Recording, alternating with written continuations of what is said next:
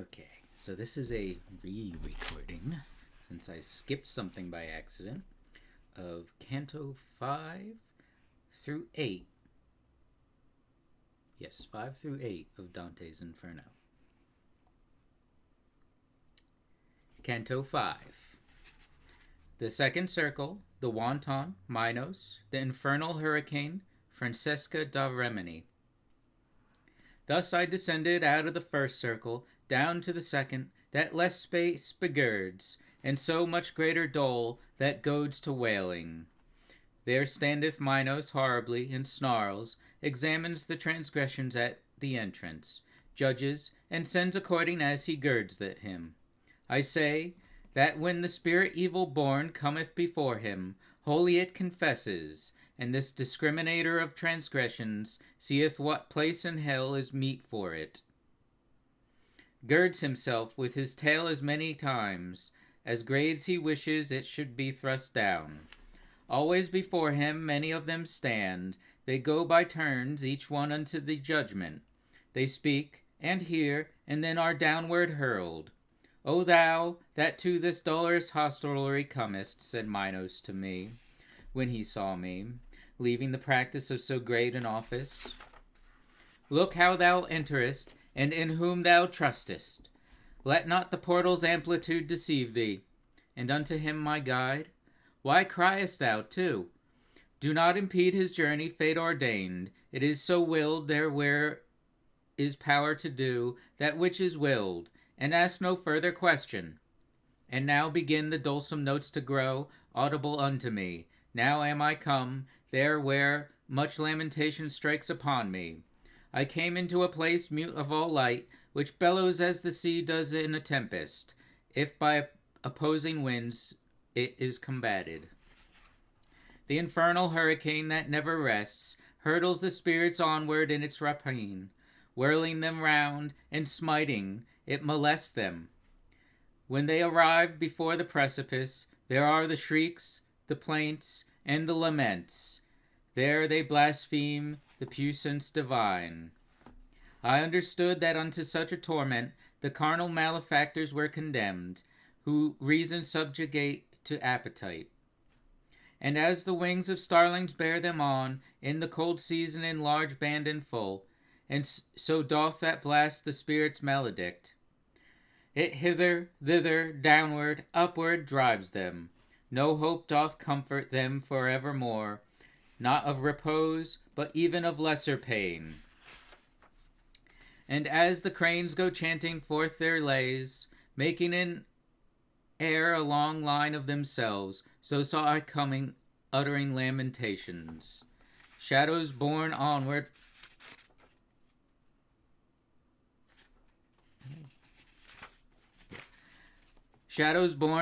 by the aforesaid stress. Whereupon said I, Master, who are those people whom the black air so castigates?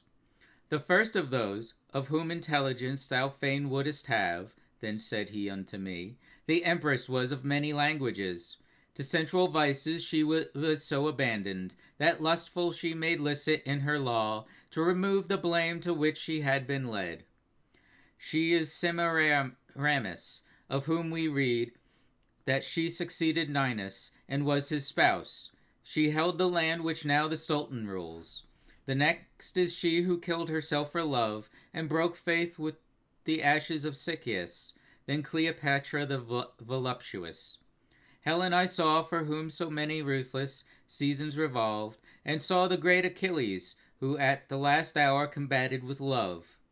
Paris I saw, Tristan, and more than 1,000 shades did he name and point out with his finger, whom love had separated from our life. After that I had listened to my teacher, naming the dames of eld and cavaliers. Pity prevailed, and I was nigh bewildered. And I began, O poet, willingly speak would I to those two, who go together, and seem upon the wind to be so light. And he to me, Thou mark when they shall be nearer to us, and then do thou implore them, by love which leadeth them, and they will come. Soon as the wind in our direction sways them, my voice uplift I, O ye weary souls, come speak to us, if no one interdicts it. As turtle doves, called onward by desire, with open and steady wings to the sweet nest, fly through the air by volition and their volition born. So came they from the band where Dido is, approaching us athwart the air malign, so strong was the affectionate appeal. O living creatures gracious and benignant, who visiting goest through the purple air, us who have stained the world in Caradine, if were the King of the universe our friend, we would pray unto him to give thee peace, since thou hast pity on our woe perverse. Of what it pleases thee to hear and speak, that will we hear, and we will speak to you, while silent is the wind, as it is now. Sitteth the city, wherein I was born, upon the seashore where the Po descends, to rest in peace with all his retinue. Love, that on gentle heart doth swiftly seize this man for the person beautiful that was taken from me, and still the mode offends me. Love, that exempts no one beloved from loving, seized me with pleasure of this man so strongly, that, as thou seest, it doth not yet desert me. Love has conducted us unto one death. Cana waiteth him who quenched our life.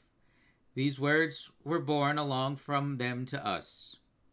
As soon as I had heard those souls tormented, I bowed my face, and so long held it down, until the poet said to me, What thinkest?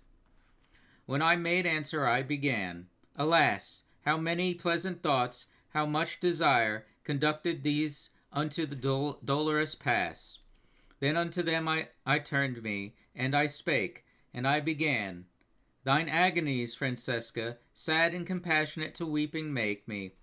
But tell me, at the time of those sweet sighs, by what and in what manner love conceded, that you should know your dubious desires. And she to me, There is no greater sorrow than to be mindful of the happy time in misery, and that thy teacher knows. But if to recognize the earliest root of love in us thou hast so great desire, I will do even as he who weeps and speaks. One day we reading were for our delight of Lancelot, how love did him enthrall. Alone we were, and without any fear. Full many a time our eyes together drew that reading, and drove the color from our faces. But one point only was it that overcame us. When as we read of the much longed for smile being by such a noble lover kissed, this one, who never from me shall be divided, kissed me upon the mouth all palpitating. Galeotto was the book, and he who wrote it. That day no farther did we read therein. And all the while one spirit uttered this, the other one did weep so, that, for pity, I swooned away as if I had been dying, and fell even as a dead body falls.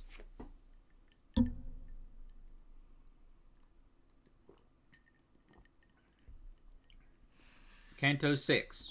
The third circle, the gluttonous, Cerberus, the eternal reign, Ciacco, Florence.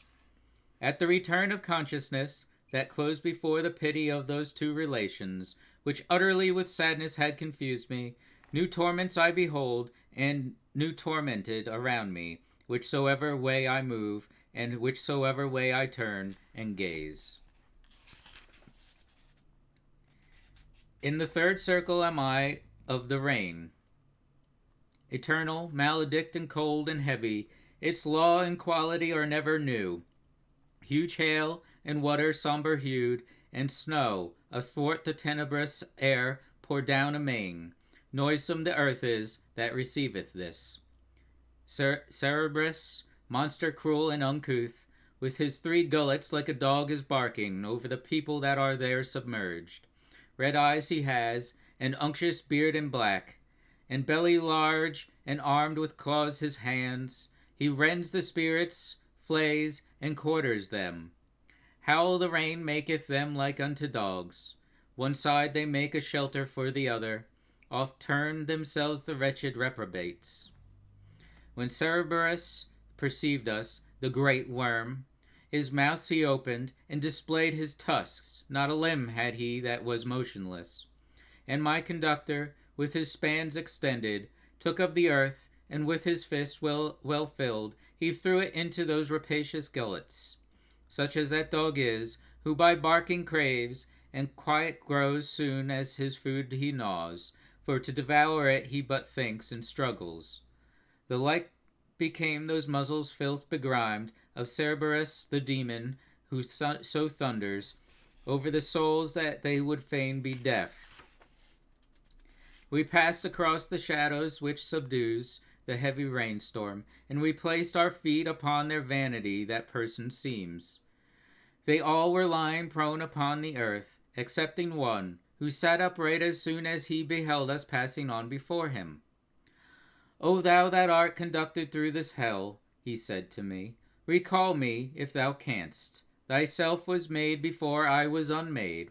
And I to him, the anguish which thou hast perhaps doth draw thee out of my remembrance, so that it seems not I have ever seen thee. But tell me who thou art, that in so doleful a place art put, and in such punishment, if some are greater, none is so displeasing. And he to me, thy city, which is full of envy, so that now the sack runs over, held me within it in the life serene.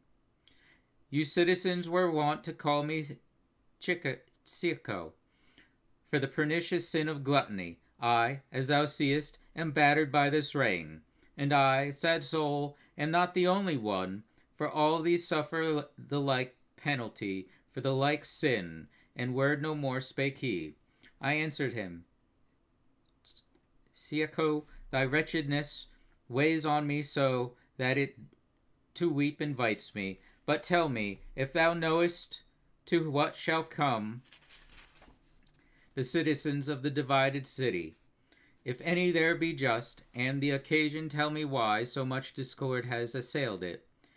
And he to me, they, after long contention, will come to bloodshed, and the rustic party will drive the other out with much offence.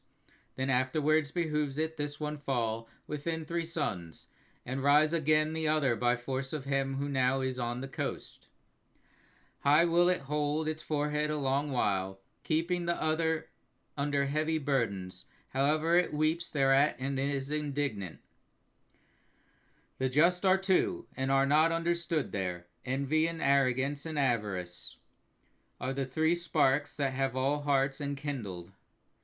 Here ended he his tearful utterance, and I to him, I wish thee still to teach me, and make a gift to me of further speech. Farinata and Tagliaccio, once so worthy, Jacopo, Rusticucci, Arrigo, and Mosca, and others who on good deeds set their thoughts, say where they are, and cause that I may know them. For great desire constraineth me to learn if heaven doth sweeten them or hell envenom. And he, they are among the blacker souls, a different sin downweighs them to the bottom. If thou so far descendest, thou canst see them. But when thou art again in the sweet world, I pray thee to the mind of others bring me. No more I tell thee, and no more I answer. Then his straightforward eyes he turned askance, eyed me a little, and then bowed his head. He fell therewith prone like the other blind. And the guide said to me, he wakes no more this side the sound of the angelic trumpet, when shall approach the hostile potentate. Each one shall find again his dismal tomb, shall reassume his flesh and his own figure, shall hear what through eternity re-echoes. So we passed onward over the filthy mixture of shadows and of rain with footsteps slow, touching a little on the future life. Wherefore I said, Master, these torments here, will they increase after the mighty sentence, or lesser be, or will they be as burning? And he to me, return unto thy science, which wills that as the thing more perfect is, the more it feels of pleasure and of pain, albeit that this people maledict to true perfection never can attain, hereafter more than now they look to be. Round in a circle by that road we went, speaking much more, which I do not repeat. We came unto the point where the descent is. There we found Plutus, the great enemy.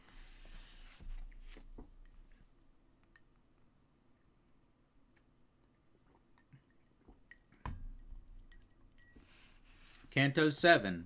The fourth circle, the avaricious and the prodigal, Plutus, fortune and her wheel. The fifth circle, the irascible and the sullen, Styx. Pape Satan, elepe. Thus Plutus with his clucking voice began, and that benignant sage who all things knew, said, to encourage me, let not thy fear harm thee, for any power that he may have shall not prevent thy going down this crag. Then he turned round unto that bloated lip, and said, be silent, thou accursed wolf, consume within thyself with thine own rage. Not causeless is this journey to the abyss, thus is it willed on high, where Michael wrought vengeance upon the proud adultery. Even as the sails inflated by the wind, involved together fall when snaps the mast, so fell the cruel monster to the earth. Thus we descended into the fourth chasm, gaining still farther on the dulsome shore, which all the woe of the universe ensacks. Justice of God, who heaps up so many new toils and sufferings as I beheld, and why doth our transgression waste us so? As doth the billow there upon Charybdis, that breaks itself on that which it encounters, so here the folk must dance their roundelay.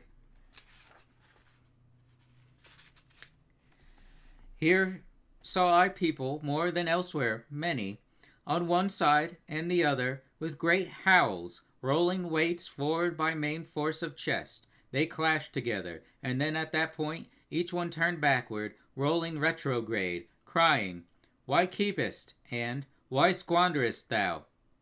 Thus they returned along the lurid circle, on either hand unto the opposite point, shouting their shameful metre evermore. Then each, when he arrived there, wheeled about through his half-circle to another joust, and I, who had my heart pierced as it were, exclaimed, my master, now declare to me what people these are, and if all were clerks, these shaven crowns upon the left of us. And he to me, all of them were asquint in intellect in the first life, so much that there with measure they no spending made.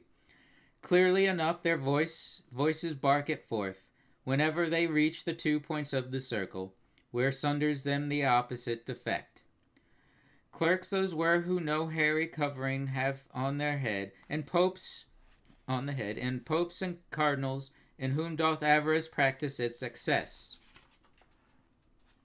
And I, my master, among such as these I ought forsooth to recognize some few, who were infected with these maladies. And he to me, vain thought thou entertainest, the undiscerning life which made them sordid, now makes them unto all discernment dim. Forever shall they come to these two buddings, these from the sepulchre shall rise again with the fist closed, and these with tresses shorn. Ill-giving and ill-keeping the fair world have taken from them and placed them in this scuffle. Whatever it be, no words adorn I for it. Now canst thou, son, behold the transient farce of goods that are committed unto fortune, for which the human race each other buffet. For all the gold that is beneath the moon, or ever has been, of these wary souls could never make a single one repose. Master, I said to him, now tell me also what is this fortune which thou speakest of, that has the world's goods so within its clutches? And he to me, O creatures imbecile, what ignorance is this that which doth beset you? Now will I have thee learn my judgment of her. He whose omniscience everything transcends, the heaven created, and gave who should guide them, that every part to every part may shine.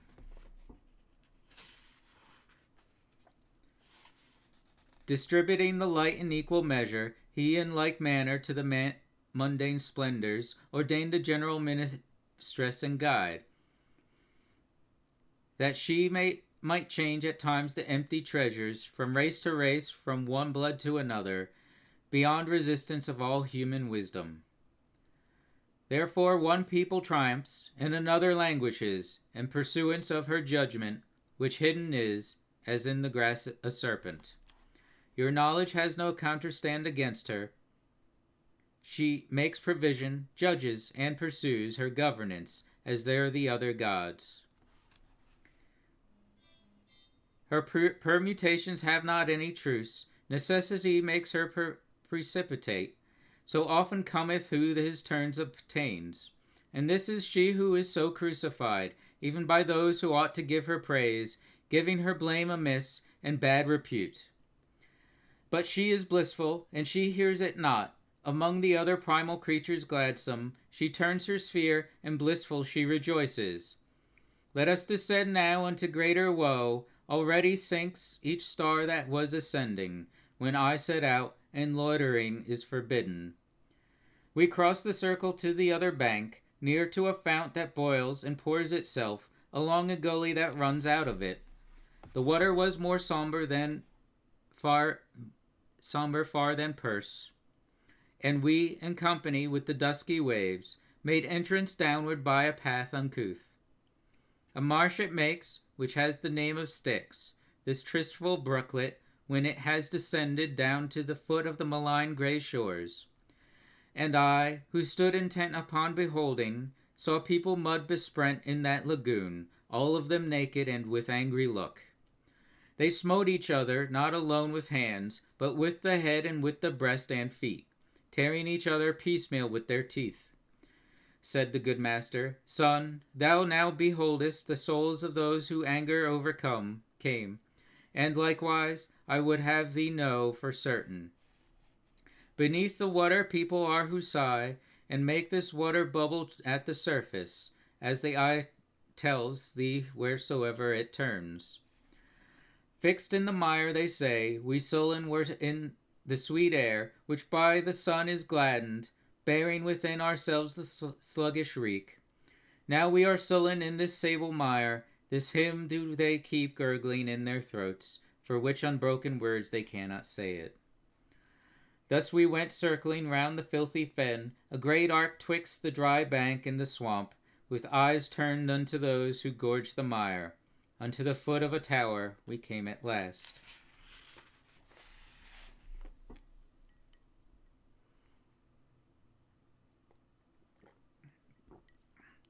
Canto VIII.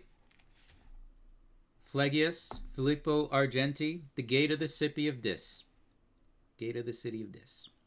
I say, continuing, that long before we to the foot of that high tower had come, our eyes went upward to the summit of it. By reason of two flamelets we saw a place there, and from afar another answer them, so far that hardly could the eye attain it. And, to the sea of all discernment turned, I said, What saith this, and what respondeth that other fire, and who are they that made it? And he to me, Across the turbid waves, what is expected thou canst now discern, if reek of the morass conceal it not.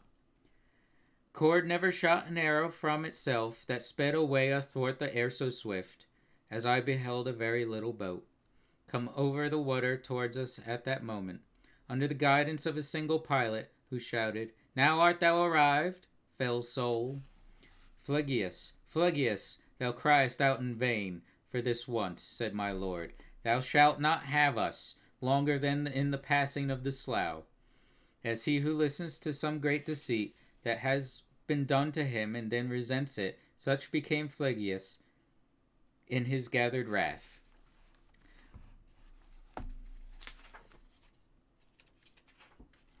My guide descended down into the boat, and then he made me enter after him, and only when I entered seemed it laden.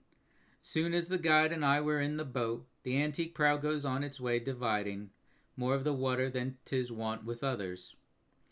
While we were running through the dead canal, uprose in front of me one full of mire, and said, Who art thou that comest here the hour? And I to him, although I come, I stay not. But who art thou that hast become so squalid? Thou seest that I am one who weeps, he answered. And I to him, with weeping and with wailing, thou spirit maledict, do thou remain. For thee I know, thou, though thou art all defiled. Then stretched he both his hands unto the boat, whereat my wary master thrust him back, saying, Away there with the other dogs. Thereafter with his arms he clasped my neck. He kissed my face and said, Disdainful soul, blessed be she who bore thee in her bosom. That was an arrogant person in the world. Goodness is none that decks his memory, so likewise here his shade is furious. How many are esteemed great kings up there, who here shall be like unto swine and mire, leaving behind them horrible dispraises. And I, my master, much should I be pleased, if I could see him soused into his broth, before we issue forth out of the lake. And he to me, Ere unto thee the shore reveal itself, thou shalt be satisfied. Such a desire 'tis meet thou shouldest enjoy. A little after that, I saw such havoc made of him by the people of the mire, that still I praise and thank my God for it. They all were shouting, At Filippo Argenti, and that exasperate spirit Florentine turned round upon himself with his own teeth. We left him there, and more of him I tell not, but on mine ears that there smote a lamentation, whenceforward I intent unbar mine eyes. And the good master said, Even now, my son, the city draweth near, whose name is Dis, with the grave citizens, with the great throng. And I, Its mosques already, master. Clearly within there is in the valley I discern vermilion, as if issuing from the fire. They were, and he to me, the fire eternal, that kindles them within, makes them look red, as thou beholdest in this nether hell. Then we arrived within the moats profound, that circumvallate the disconsolate city. The walls appeared to me to be of iron. Not without making first a circuit wide, we came unto a place where loud the pilot cried out to us, Debark, here is the entrance. More than 1,000 at the gates I saw, out of the heavens rain down, who angrily were saying, Who is this that without death goes through the kingdom of the people dead? And my sagacious masters made a sign of wishing secretly to speak with them. A little then they quelled their great disdain, and said, Come thou alone, and he be gone, who has so boldly entered these dominions.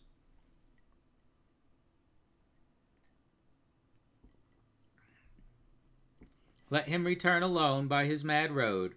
Try, if he can, for thou shalt here remain, who hast escorted him through such dark regions. Think, reader, if I was discomforted at utterance of the accursed words, for never to return here I believe. O my dear guide, who more than 7 times hast rendered me security, and drawn me from imminent peril that before me stood, do not desert me, said I. Thus undone, and if the going farther be denied us, let us retrace our steps together swiftly. And that Lord, who had led me thitherward, said unto me, Fear not, because our passage none can take from us, it by such is given. But here await me, and thy weary spirit comfort and nourish with a better hope, for in this nether world I will not leave thee. So onward goes, and there abandons me, my father sweet, and I remain in doubt, for no and yes within my head contend. I could not hear what he proposed to them, but with them there he did not linger long, ere each within in rivalry ran back. They closed the portals, those our adversaries, on my lord's breast, who had remained without and turned to me with footsteps far between. His eyes cast down, his forehead shorn had he of all its boldness, and he said, with sighs, Who has denied to me the dolesome houses? And unto me, thou, because I am angry, fear not, for I will conquer in the trial, whatever for defense within he be planned. This arrogance of theirs is nothing new, For once they used a less secret gate, which finds itself without a fastening still.